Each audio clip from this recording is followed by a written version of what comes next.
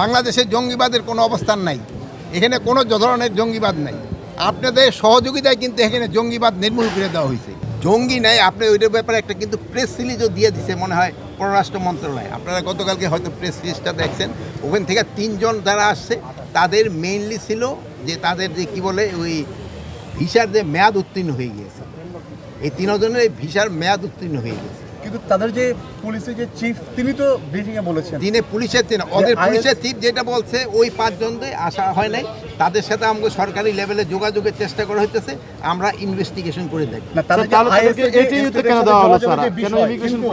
এই জঙ্গি সম্পৃক্ততা আপনারা কি বাংলাদেশে কোনো জঙ্গি খুঁজে পাচ্ছেন? না, বাংলাদেশে এদের কোনো সম্পৃক্ততা নাই।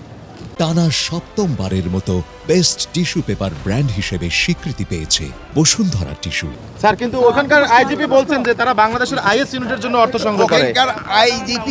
ওখানকার আইজিপি কি বলছে আমি জানি না। তো ওখানকে থেকে আমরা যেই মেসেজটা পেয়েছি অফিসিয়ালি লেভেলে, আমরা কোনো সরকারি লেভেলে মেসেজ পাই নাই। আমরা এইভাবে বিভিন্ন মাধ্যমে আমরা যে মেসেজটা পেয়েছি ওইটার একটা কিন্তু প্রেস সিরিজ আমাদের পররাষ্ট্র মন্ত্রণালয় থেকে আপনাদের দেওয়া হয়েছে। স্যার, তাহলে এটিউতে কেন দেওয়া হলো, ইমিগ্রেশন পুলিশে কেন দেওয়া হলো না তাকে? ইমিগ্রেশনের থেকে তো এটিউতে না হয়েছে, অসুবিধা কি? সব পুলিশের বাংলাদেশের জঙ্গিবাদের যে অবস্থান এখন কি মনে হচ্ছে?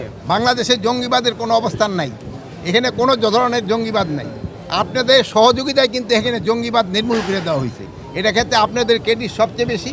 আপনারা সবাই মানে কোনো ধরনের আপনারা এই যে গত 10 মাসে কোনো একটা ইনফরমেশন দিতে পারছেন জঙ্গিবাদের, যেহেতু নাই, আগে ছিল আপনারা দিচ্ছেন, এখন নাই আপনারা দেন না। মাননীয় মেজর, এই যে বিভিন্ন দেশ থেকে যে কথাগুলো আসতেছে, এটাকে আপনি মনে করেন যে বাংলাদেশের উপর কোনো তকমা লাগানোর কিংবা কোনো ধরনের কি করার জন্য থ্রেট কিংবা এখন বিভিন্ন দেশের থেকে হয়, এটা হয়তো পররাষ্ট্র মন্ত্রণালয় আপনাদের ভালো বলতে পারে।